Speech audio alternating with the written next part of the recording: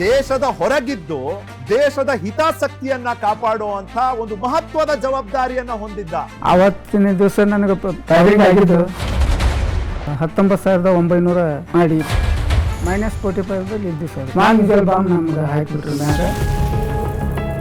ನನ್ನ ಜೊತೆ ಇದ್ದವ್ರು 7 ಮಂದಿ ಅಲ್ಲೇ ಸ್ಪಾಟ್ ಮ್ಯಾಗ ಡೆತ್ ಆದ್ರು.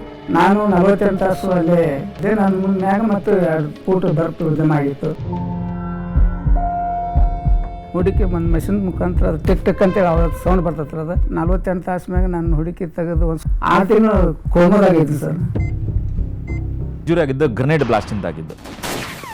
ಅದನ್ನ ನಾವು ಪಾಕಿಸ್ತಾನ ಅವ್ರು ಎಸ್ದಿದ್ದ ನನ್ನ ಕಾಲಿಗೆ ಬಂದು ಪೆಟ್ಟು ಬಿದ್ದಿದ್ದದು. ನನಗೆ 2 ಕಾಲಿಗೆ ಪೆಟ್ಟು ಬಿದ್ದಿದೆ. ನಾನು ಎದ್ದಳಕ್ಕಾಗಲ್ಲ, ನಿಂದ್ರಕ್ಕಾಗಲ್ಲ. ಕೆಳಗಡೆ ಹೋಗಿ ನವೀನ್ ಟ್ರೀಟ್ಮೆಂಟ್ ತಗೋ ಅಂತಿದ್ದಾರೆ ಸರ್. ಮುಜೆ ನೀಚೆ ಮತ್ ಬೀಜು, ಮುಜೆ ಲಡ್ನಾ ಹೇ ಸರ್, ಮುಜೆ ಲಡ್ನಾ ಹೇ ಅಂತಿದೆ. ಅಟ್ಯಾಕ್ ಮಾಡ್ತಿರೋ ಬೆಟ್ಟದ ಮೇಲೆ ಭಾರತದ ಬಾವುಟವನ್ನು ಹಾರಿಸಲು ಅಲ್ಲಿವರೆಗೂ ನಾನು ಅಲ್ಲಿಂದ ವಾಪಸ್ ಬರಲ್ಲ.